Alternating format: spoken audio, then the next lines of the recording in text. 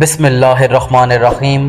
السلام علیکم ناظرین، فرعون کی ہلاکت کے بعد بنی اسرائیل اس کے چنگل سے آزاد ہوئی ہے تو سب کے سب حضرت موسیٰ علیہ السلام پر ایمان لے آئے۔ حضرت موسیٰ علیہ السلام کو خداوند کریم کا یہ حکم ہوا کہ وہ 40 راتوں کے لیے کوہ طور پر اعتکاف کریں، اس کے بعد انہیں کتاب توریت دی جائے گی۔ چنانچہ حضرت موسیٰ علیہ السلام کوہ طور پر چلے گئے اور بنی اسرائیل کو اپنے بھائی حضرت ہارون علیہ السلام کے سپرد کر گئے۔ آپ 40 دن تک دن بھر روزہ رکھتے تھے اور ساری رات عبادت میں مشغول رہتے تھے، جبکہ دوسری طرف بنی اسرائیل میں ایک شخص رہا کرتا تھا جس کا نام سامری تھا، جو طبعی طور پر نہایت گمراہ کن آدمی تھا۔ اس کی ماں نے برادری میں رسوائی اور بدنامی کے ڈر سے اس کو پیدا ہوتے ہی پہاڑ کی ایک غار میں چھوڑ دیا تھا۔ حضرت جبرائیل علیہ السلام نے اللہ تبارک و تعالی کے حکم سے اس کو اپنی انگلی سے دودھ پلا کر پالا۔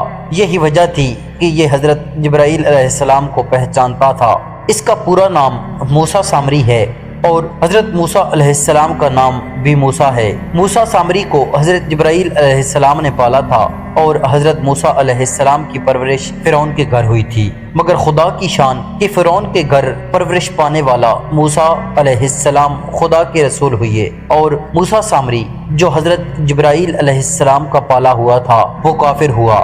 جن دنوں حضرت موسیٰ علیہ السلام کوہ طور پر اللہ کی عبادت میں مشغول تھے، وہیں سامری نے آپ کی غیر موجودگی کو غنیمت جانا اور اس نے بنی اسرائیل کے سونے کے زیورات کو پگھلا کر اس سے ایک بچڑا بنایا۔ پھر حضرت جبرائیل علیہ السلام کے گھوڑے کے قدموں کی خاک جو اس کے پاس محفوظ تھی، اس نے وہ خاک بچڑے کے منہ میں ڈال دی تو وہ بچڑا بولنے لگا۔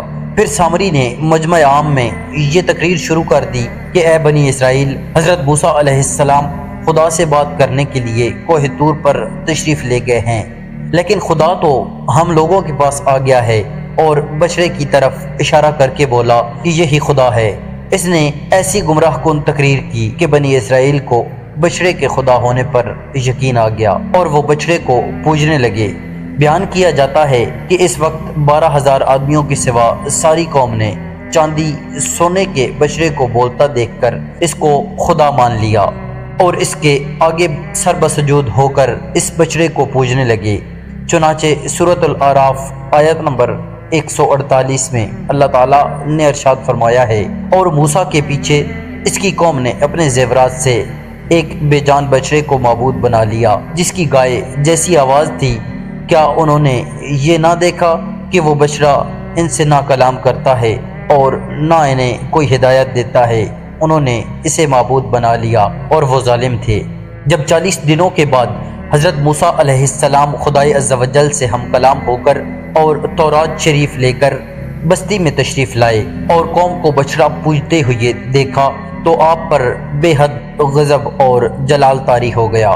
آپ نے جوش غضب میں اپنے بھائی حضرت ہارون علیہ السلام کو ڈانٹا اور فرمانے لگے کہ کیوں تم نے ان لوگوں کو اس کام سے نہیں روکا؟ حضرت ہارون علیہ السلام معذرت کرنے لگے، جیسا کہ قرآن مجید میں سورۃ الاعراف آیت نمبر 150 میں ہے، کہا اے میری ماں، جائے قوم نے مجھے کمزور سمجھا اور فریب تھا کہ مجھے مار ڈالیں تو دشمنوں کو نہ ہنسا اور مجھے ظالموں میں نہ ملا۔ حضرت ہارون علیہ السلام کی معذرت سن کر حضرت موسیٰ علیہ السلام کا غصہ ٹھنڈا پڑ گیا۔ اس کے بعد آپ نے اپنے بھائی حضرت ہارون علیہ السلام کے لیے رحمت اور مغفرت کی دعا فرمائی۔ پھر آپ نے اس بچڑے کو توڑ پھوڑ کر اور جلا کر اس کو ریزہ ریزہ کر کے دریا میں بہا دیا۔ پھر اللہ تعالیٰ کا یہ حکم نازل ہوا کہ جن لوگوں نے بچڑے کی پرستش نہیں کی ہے وہ لوگ بچڑا پوجنے والوں کو قتل کریں۔ اس کے بعد حضرت موسیٰ علیہ السلام نے چن چن کر اچھے 70 آدمیوں کو ساتھ لیا اور کوہ طور پر تشریف لے گئے۔ جب لوگ کوہ طور پر طلب معذرت اور استغفار کرنے لگے تو اللہ تعالیٰ کی طرف سے آواز آئی کہ اے بنی اسرائیل، میں ہی ہوں، میرے سوا تمہارا کوئی معبود نہیں، میں نے ہی تم لوگوں کو فرعون کے ظلم سے بچایا ہے، لہٰذا تم لوگ فقط میری ہی عبادت کرو اور میرے سوا کسی کو مت پوچھو۔ اللہ تعالیٰ کا یہ کلام سن کر یہ 70 آدمی یک زبان ہو کر کہنے لگے کہ اے موسیٰ علیہ السلام، ہم ہرگز آپ کی بات نہیں مانیں گے جب تک ہم اللہ تعالیٰ کو اپنے سامنے نہ دیکھ لیں۔ یہ 70 آدمی اپنی ضد پر بالکل اڑ گئے کہ ہم کو خدا کا دیدار کروائیں ورنہ ہم نہیں مانیں گے۔ حضرت موسیٰ علیہ السلام نے ان لوگوں کو بہت سمجھایا مگر وہ اپنے مطالبے پر اڑے رہے۔ پھر اللہ تعالیٰ نے اپنے غضب و جلال کا اظہار اس طرح فرمایا، ایک فرشتہ آیا اور اس نے ایک ایسی خوفناک چیخ ماری کہ خوف و دہشت سے ان لوگوں کے دل پھٹ گئے اور یہ 70 آدمی مر گئے۔ پھر حضرت موسیٰ علیہ السلام نے خداوند عالم سے ان لوگوں کے لیے زندہ ہو جانے کی دعا مانگی تو یہ لوگ زندہ ہو گئے۔ دوستو، آپ کو یہ آج کی ویڈیو اچھی لگی ہو تو ہمارے چینل کو سبسکرائب کریں اور ویڈیو کو لائک کریں۔ شکریہ۔